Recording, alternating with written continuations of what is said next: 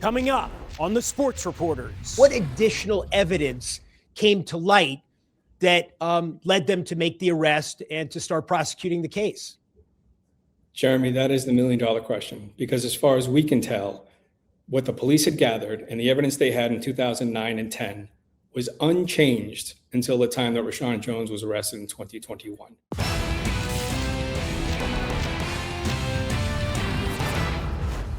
Welcome to a special breaking news edition of the Sports Reporters on the trial of Rashaun Jones in the murder of his teammate at the University of Miami, a murder taking place in 2006. Bryan Pata.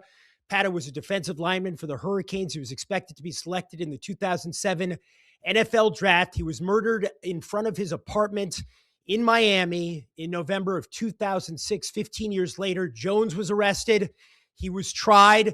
That trial just concluded with a mistrial, the jury unable to reach a verdict, and now prosecutors must decide whether they will retry him. We are joined now by ESPN's Paula Lavigne and Dan Arruda, who have been covering this story for nearly a decade. Their podcast, Murder at the U, 6-part podcast. You can listen to that. Award-winning reporting starting in 2017 on this case, bringing so much of it to light. And this is a very complicated story. As anyone who has followed your reporting, who's listened to the podcast knows, we're going to try to keep this as simple as possible, though. Paula and Dan, let's start with, what was your reaction today to the verdict, Paula? Or the lack of a verdict, I should say. It was frustrating. It was the conclusion nobody wanted. Neither side was happy with this. The idea of having to go through this trial again with this complicated of testimony and as emotional a testimony, and after all the waiting is just, it's exhausting. And it's, again, I mean, nobody walked away from here happy today. Dan? Yeah, I'll echo the frustrating part, Jeremy. We've been speaking with the family for years now. They've been looking forward to this for so long, to try to find some form of justice for Bryan. And then to wait all that time and then to have someone arrested and wait another 4.5 years for a trial to start, and then sit through evidence for 2.5 weeks and still come out with nothing, almost where they started from. Clearly frustration for them and for everyone involved. Well, look, as you guys documented, there was evidence against Rashaun Jones, obviously. That's why he was prosecuted.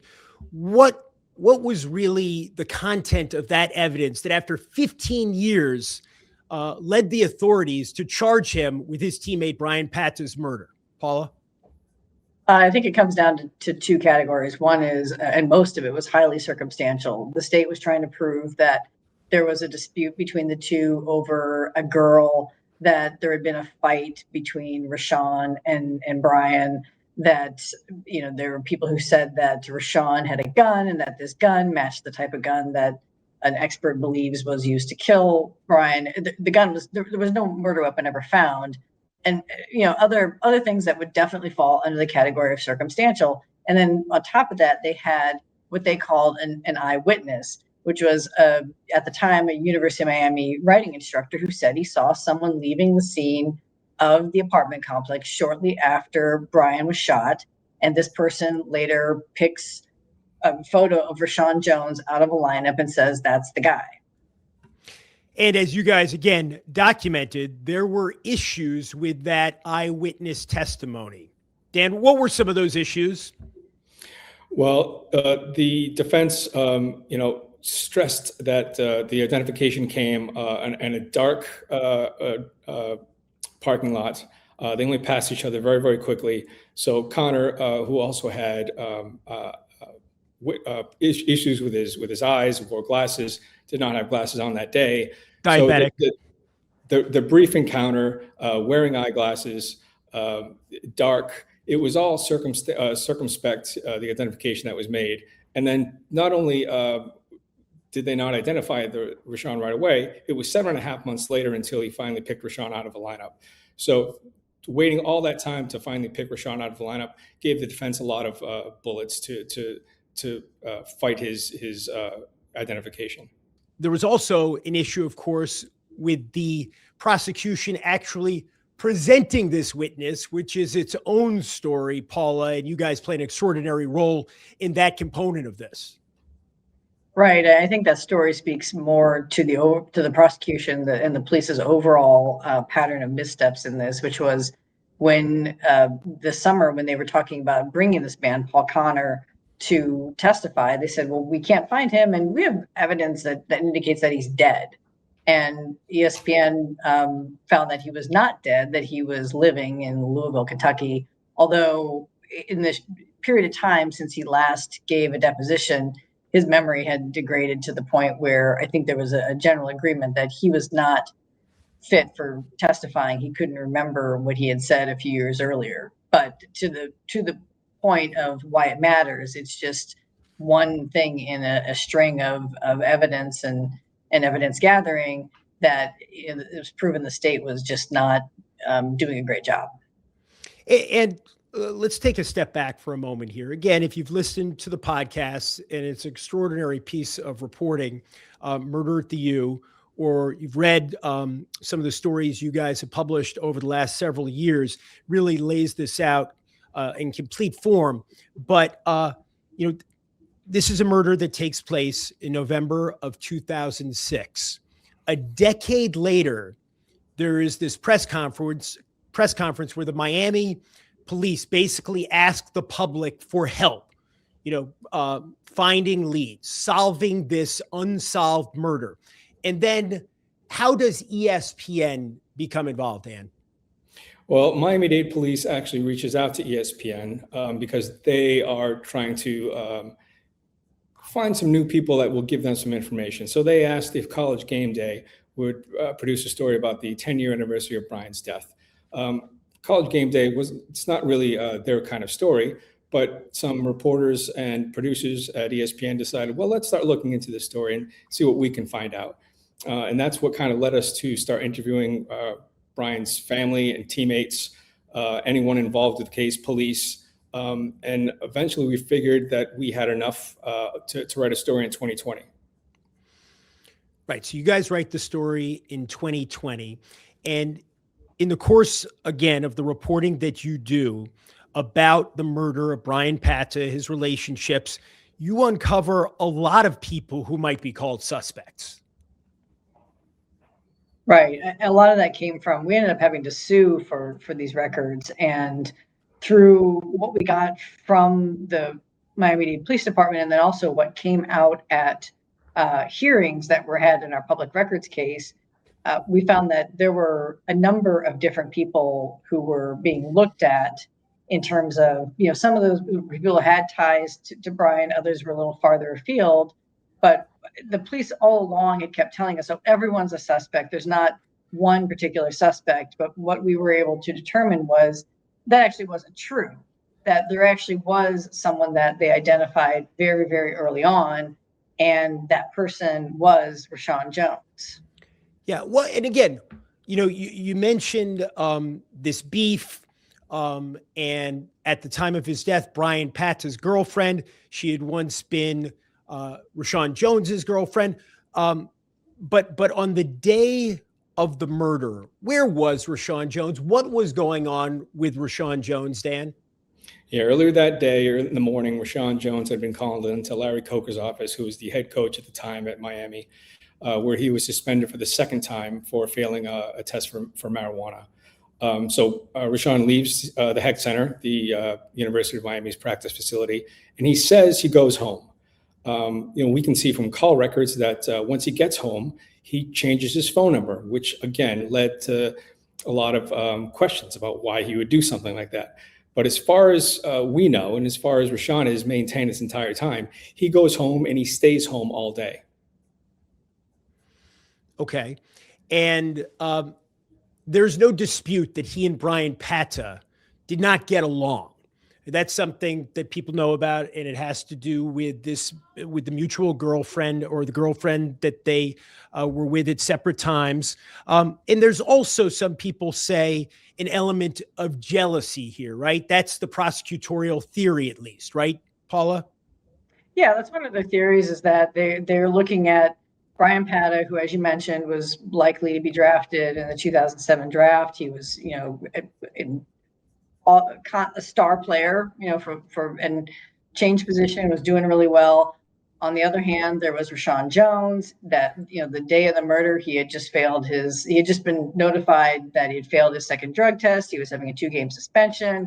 He wasn't, according to the people who testified, a regular player. He just wasn't living up to his potential. And that's what the prosecution's putting forward. The defense counter to that is that despite those things being true, Rashaun and Bryan did not play the same position. They were not competing against each other for playing time. And, this was Jones, the a first player to defensive ever be back. suspended. Yeah, right. So at a certain point, though, the prosecutors decide they have enough evidence here to arrest Rashaun Jones, to prosecute him. They believe he is the murderer. They say they believe he is the murderer of Bryan Pata. What changed between those early months of the investigation when Rashaun Jones was identified as a suspect and all those years later, almost 15 years later, when he is arrested? What additional evidence came to light that led them to make the arrest and to start prosecuting the case? Jeremy, that is the million-dollar question, because as far as we can tell, what the police had gathered and the evidence they had in 2009 and 10 was unchanged until the time that Rashaun Jones was arrested in 2021. So what led them to arrest him finally, we still don't know. Clearly in 2020, the lead detective at the time, Miguel Dominguez, retired. So they brought in a new detective, Detective Segovia, who says he stripped the files down to the bare bones, started looking at everything with fresh eyes, as he likes to say. And literally a year later, Rashaun Jones is arrested. So I would say Detective Segovia could really answer that question of what evidence was different and what led them to make an arrest after 15 years, because the evidence was the same in our eyes. Paula? The one thing that was different was our involvement. I mean, we forced them to take another look at this case, and whether that was simply it, whether, as Detective Segovia says, the fact that he took a second look and he really dug down and did some re-interviews, and that's what finally got them to put this case together. If that's it, then that's their stance.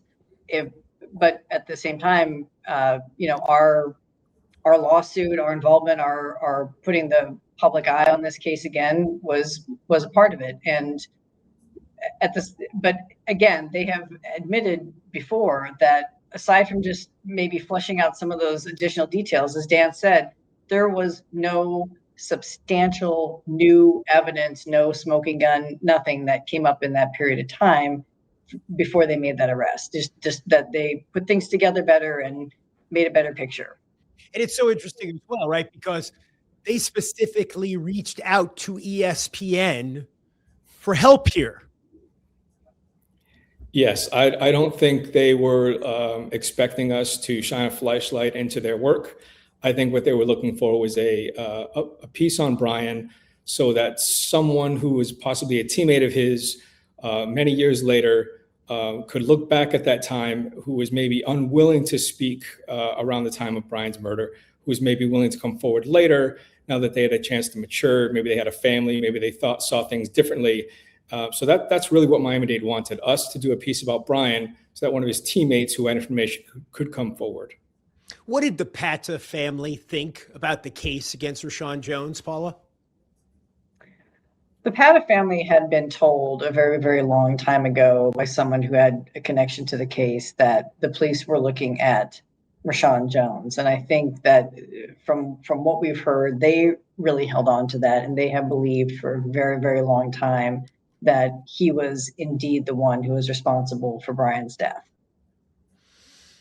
So what do we know about how they're feeling now? Well, I was able to speak to Edwin after the jury came back as split in mistrial. And brother, yes. And he was there for every day of the trial. And he is more convinced than ever after listening to all the testimony that Rashaun Jones is the person who killed his brother. And most of the family, I think, feels the same way. There was evidence given that they had never heard before. They had never seen Rashaun's video interview with Detective Segovia. They didn't know about some of the cell phone information. And to sit there for 2.5 weeks and listen to everything that we heard, they came out of it more convinced than ever that Rashaun was the guy. So how did the defense then successfully break down the prosecution's case, Paula? The defense really pointed out how so much of this stuff, as we said, was circumstantial, and there were a lot of things that they poked holes in. One was the fact that the prosecution kept talking about some of these fights that the two had, and one of them was 2 years prior to the murder. The dispute over the girlfriend, different players testified to differing degrees that that was something that happened, but by the time of Bryan's death, like, that was water under the bridge. As to some of the other theories, they just kept saying, these are, so much of this is ordinary behavior among teammates. They deconstructed Paul Connor's testimony, as Dan mentioned before, just all of the different aspects of it, that trying to tell the jury, like, this is why you can't trust it. And then they tried as much as they could to introduce evidence of, there were so many other leads that the police were pursuing on this, and the judge often shut this testimony down at the state's objection, but they were trying to get into this, that there were other possible tangible leads that could have pointed to other people, and their argument was that the police really didn't follow those enough to rule them out. Right. And we should say, again, this was not close from what you guys understand. There was only one juror among the six, it's 6 in Florida for a non-capital case, who wanted to convict. The other 5 wanted to acquit. And how long did the deliberations go on before the mistrial was declared exactly?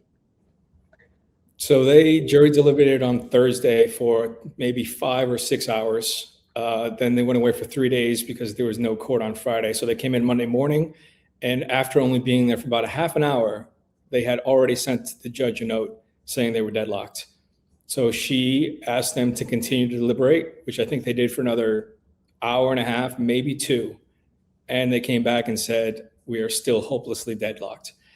And I'll be a little surprised. I thought Judge Miranda was very quick to accept their deadlockedness, didn't push them to continue to speak to each other.